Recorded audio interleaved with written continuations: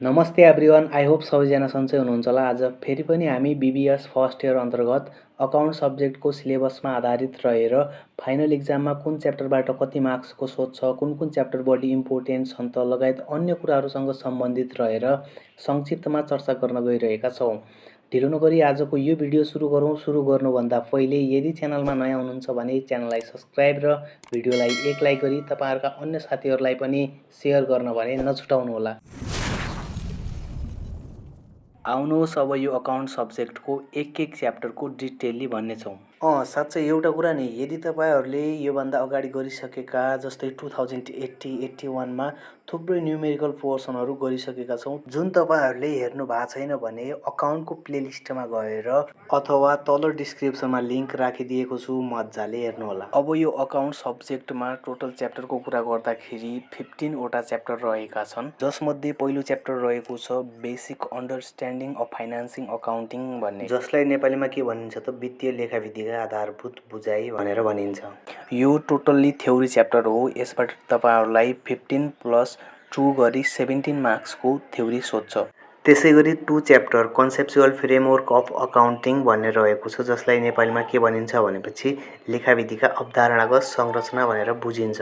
यो पनि तपाईँहरूको टोटल्ली थ्योरी च्याप्टर रहेको छ। यसबाट तपाईँहरूलाई सोध्ने भनेको 10+2 गरी 12 मार्क्सको थ्योरी सोध्न सक्छ।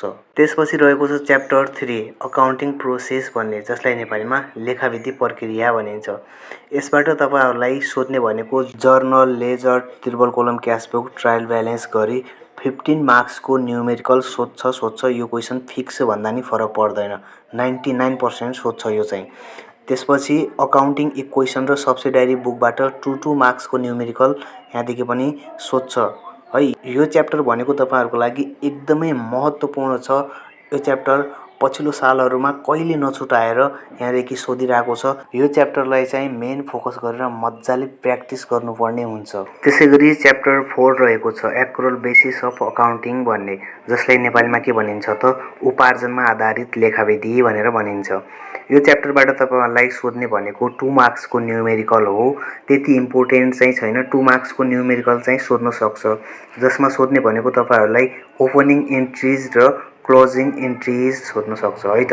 त्यसै गरी च्याप्टर 5 रहेको छ accounting for inventories and cost of goods sold भने, जसलाई नेपालीमा के भनिन्छ त मौजदा तथा बिक्री सामग्रीको लागत लेखाविधि भनेर भनिन्छ। यसबाट तपाईँहरूलाई सोध्ने भनेको 10 मार्क्सको न्युमेरिकल हो, जसमा लिफो मेथड भयो, फिफो मेथड भयो, वेटेड एभरेज कस्टिङ मेथड भयो।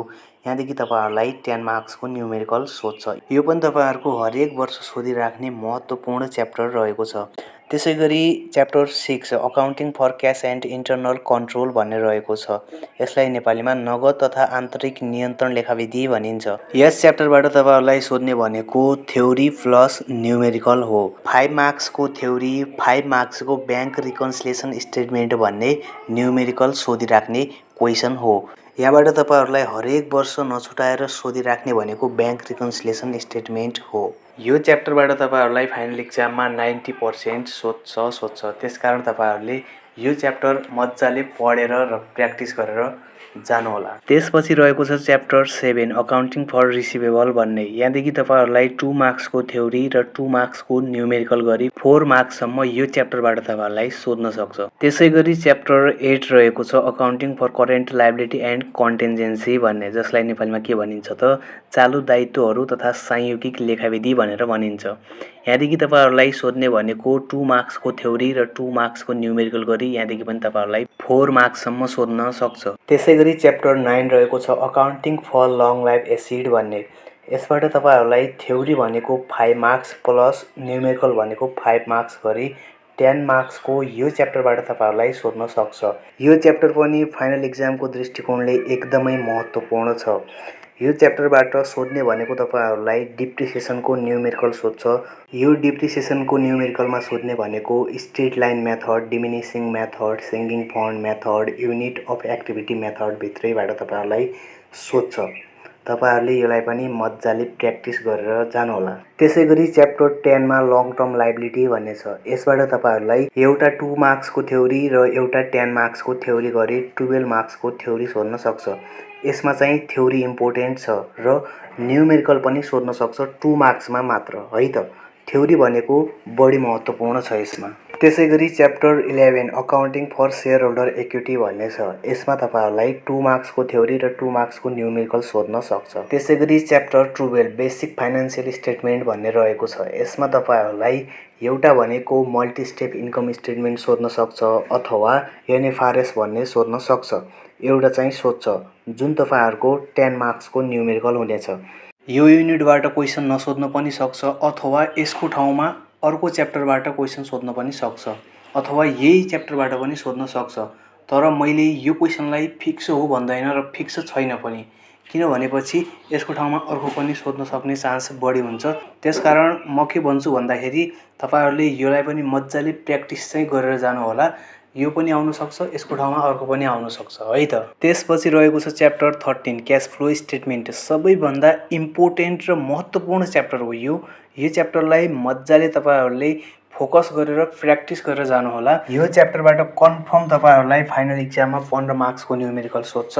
मज्जाले प्र्याक्टिस चाहिँ गरेर जानु होला। यसबाट तपाईहरुलाई सोध्ने भनेको एउटा डाइरेक्ट क्याश फ्लो भन्ने छ, इन्डाइरेक्ट क्याश फ्लो भन्ने छ, एनएफआरएस मेथड भन्नेवाला पनि छ। तपाईहरुले इन्डाइरेक्ट र एनएफआरएस मेथड तपाईहरुले पढ्नु पर्दैन। मज्जाले डाइरेक्ट मेथडलाई फोकस गरेर यो चाहिँ जानुपर्ने हुन्छ। त्यसपछि यो नसोध्यो भने अथवा एडजस्टेड ट्रायल ब्यालेन्स, प्रॉफिट और लस अकाउन्ट, फाइनान्शियल पोजिसन अनि पछि क्याश फ्लो भनेर बनाऊ भन्छ। त्यो किसिमले पनि सोध्न सक्छ। यो दुईटा मध्ये एउटा तरिकाबाट चाहिँ सोध्छ। यो 13 च्याप्टर चाहिँ तपाईहरुको फिक्स नै भइहाल्यो। त्यसपछि 14 च्याप्टरमा भनेको छ भ्यालु एडेड स्टेटमेन्ट भन्ने। यहाँदेखि तपाईहरुलाई 2 मार्क्सको न्युमेरिकल चाहिँ सोध्छ। त्यसपछि च्याप्टर 15 रहेको छ एनालाइसिस अफ फाइनान्शियल स्टेटमेन्ट भन्ने। यहाँदेखि तपाईहरुलाई न्युमेरिकल पनि सोध्छ र थ्योरी पनि सोध्छ। कहिले न्युमेरिकल सोधिरा हुन्छ, कहिले थ्योरी सोधिरा हुन्छ। यो पनि एकदमै महत्त्वपूर्ण च्याप्टर हो। तपाईहरुलाई यो च्याप्टरबाट थ्योरी अथवा न्युमेरिकल एउटा चाहिँ फिक्स सोध्छ 10 मार्क्सको है त। अब तपाईहरुलाई लाग्न सक्छ एक्जाम नजिकै आइसक्यो, यति च्याप्टर कसरी पढ्ने र पास हुनको लागि कुन कुन च्याप्टर इम्पोर्टेन्ट छ भनेर। मैले अगाडि त भनि नै सकेको छु, तर पनि म रिपिट गरिदिन्छु। एकदमै महत्त्वपूर्ण च्याप्टर भनेको तपाईहरुको लागि 8 वटा च्याप्टर रहेको छ, जुन 1 च्याप्टर, 2 च्याप्टर, 3 च्याप्टर, 5 च्याप्टर र 6, 9, 13 र 15 च्याप्टर तपाईहरुको लागि यो 8 वटा एकदमै महत्त्वपूर्ण च्याप्टर छ। यो तपाईहरुले मज्जाले प्र्याक्टिस गरेर जानु होला। यदि तपाईहरुले यो च्याप्टरलाई प्र्याक्टिस अथवा सबै च्याप्टर तपाईहरुलाई आउँछ भनेपछि 80 प्लस मज्जाले आउँछ। अब तपाईहरुको एक्जामको कुरा गर्दाखेरि रुटिन आइसक्यो। साउन 18 गतेदेखि एक्जाम छ। मज्जाले 1 महिना भन्दा नि बेसी छ। अब तपाईहरुले प्र्याक्टिस गर्दाखेरि 1 महिना भन्दा नि बेसी छ भनेर नगर्ने कि 1 मन्थ जति छ सोचेर सबै सब्जेक्टलाई ब्यालेन्स गरी टाइम दिनु होला। र हामीले 2080-81 को क्वेशनहरु सोलुसन गरेर यही युट्युब च्यानलमा हालिसकेका छौं। यदि तपाईहरुले हेर्नु भएको छैन भने प्लेलिस्टमा गएर बीपीएस फर्स्ट इयर अकाउन्ट भन्ने छ, त्यहाँ गएर सबै हेर्न सक्नुहुनेछ। र तपाईहरुलाई यदि 2082 को पनि सोलुसन चाहिन्छ अथवा कुनै ठाउँमा कन्फ्युज हुनु भएको छ भने कमेन्ट बक्समा कमेन्ट पनि छोडिदिनु होला। त्यसको सोलुसन पनि मज्जाले पाउनुहुनेछ। आजको लागि यति नै। हस्त धन्यवाद।